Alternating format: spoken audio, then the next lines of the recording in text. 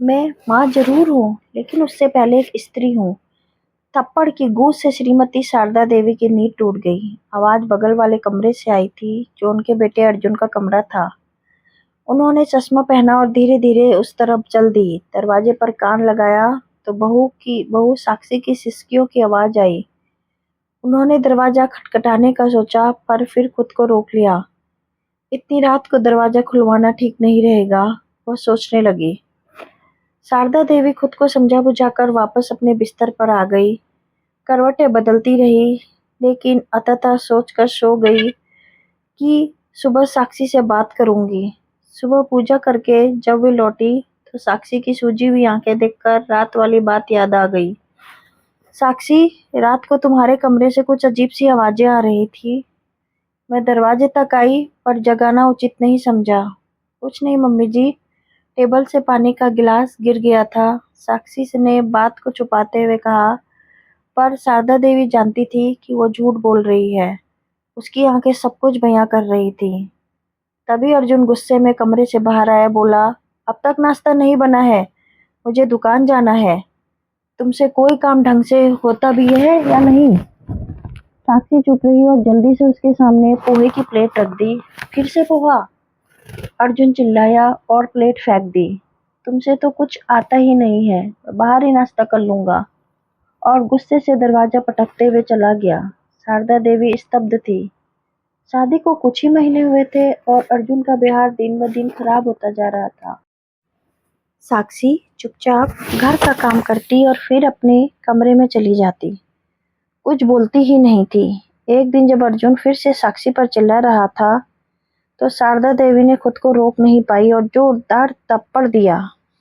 ये क्या बदतमीजी है? क्या कोई अपनी पत्नी से ऐसे बात करता है? साक्षी तेरी पत्नी है, तेरी नौकरानी नहीं है। इज्जत से पेश आना सीख। अर्जुन कुछ नहीं बोला और चुपचाप चला गया।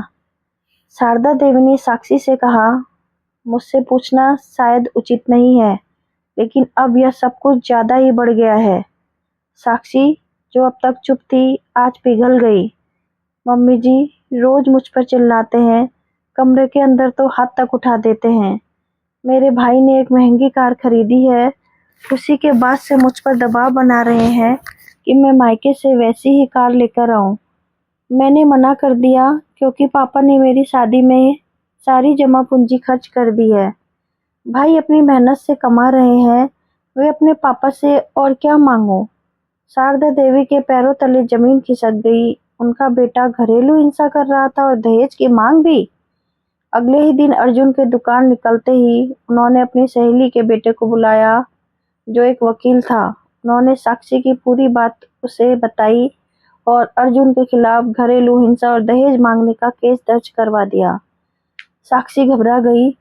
मम्मी जी, आपने अपने ही बेटे के खिलाफ केस कर दिया? मैं तो बहू हूँ, माँ तो अपने बेटे से ही प्यार करती है ना। हाँ साक्षी, शारदा देवी बोली। माँ जरूर हूँ, लेकिन उससे पहले एक स्त्री भी हूँ। मैं तुम्हारा दर्द समझ सकती हूँ। अर्जुन के पापा भी मुझ पर हाथ उठाते थे और मैं सहती रही, चुप रही, जैसे तुम सह रही हो। लेकिन अब मैं तुम्हें सहन नहीं करने दूंगी। एक माँ वही होती है जो बेटे को अच्छे कामों के लिए प्यार करे और गलत कामों पर सजा दे। यही सच्चा पालन पोषण है। कुछ दिन बाद कोर्ट ने अर्जुन को तलब किया। उसे यकीन नहीं हो रहा था कि उसकी माँ ने ही उसके खिलाफ केस किया है। माँ, ये क्या है? आपने मुझ पर केस कर दिया? हाँ अर्जुन, तुमने मजबूर किया।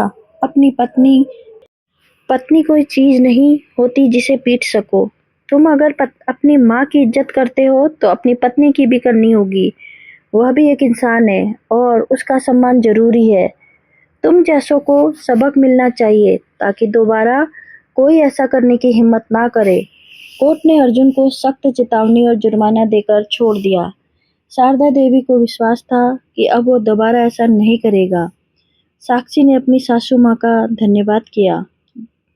मम्मी जी, अगर आप ना होती तो शायद मैं कभी भी अपनी इज्जत वापस नहीं पाती।